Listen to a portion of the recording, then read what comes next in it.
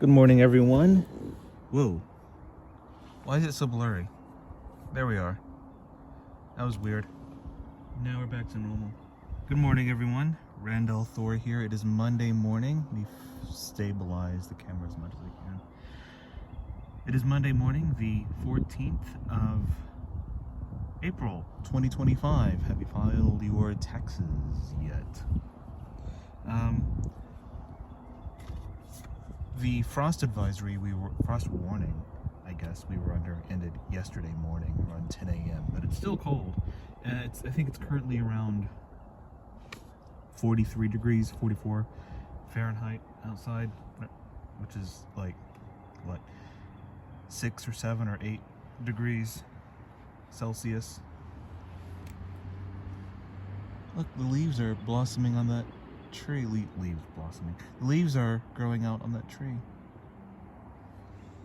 Fair skies, and there's not much excitement in the weather locally this week. I mean, I'll get to it here in a bit. But currently 38. Well, that's about an hour old. So I said about 43, 42, 43 Fahrenheit, about 6 or 7 degrees Celsius outside. Fair skies, 97% humidity, calm winds. Today's pretty uneventful weather-wise. Sunny with a high near 81 Fahrenheit, 27 Celsius. Light and variable winds becoming west 10-15 miles an hour in the morning with gusts as high as 25 miles per hour. Tonight, there's a slight chance of rain, 30% chance of showers, mainly after 3 a.m. Increasing clouds with a low around 50 Fahrenheit, 10 Celsius. Southwest winds around 9 miles with gusts as high as 22 miles an hour. So basically light and breezy today, warm, low 80s, chance of rain tonight. And that chance of rain will not linger into tomorrow, by the way. It's just a brief chance tonight, and by tomorrow we should be back into sunny weather. So uneventful weather. However, our total daylight, let's look at that. First light this morning. And what do I mean by first and last light? That's pretty self-explanatory, I would assume. But it's basically saying that it's, the first traces of the sky becoming light after dark, and last light, the last traces of sunlight fading from the sky after the sun is set. There are other terms that are used, like civil twilight and nautical twilight, that mean similar things. But first light this morning, 6:37 a.m. Sunrise 7:03. Sunset will be at 8:06 p.m. tonight, with last light at 8:32 p.m. meaning the total daylight hours 13 hours 2 minutes. We're at just over 13 hours of daylight. So I just wanted to do a brief reaction here to Doctor Who season 14 season 2 series 15 season 41 whatever you want to call it. Episode 1, The Robot Revolution, aired over the weekend. So the timing of these releases over in the UK, there's kind of a dual release schedule, I assume, from what I gather. Like, it's released at midnight UK time on BBC iPlayer, but then it's shown as part of BBC One's schedule at whatever time in the evening, 6 something in the evening, 7 p.m. in the evening, whatever. It's like it has a time slot on terrestrial television in the UK. So, and I don't know, it's kind of an odd thing. If you're in the UK, do you watch it when it releases?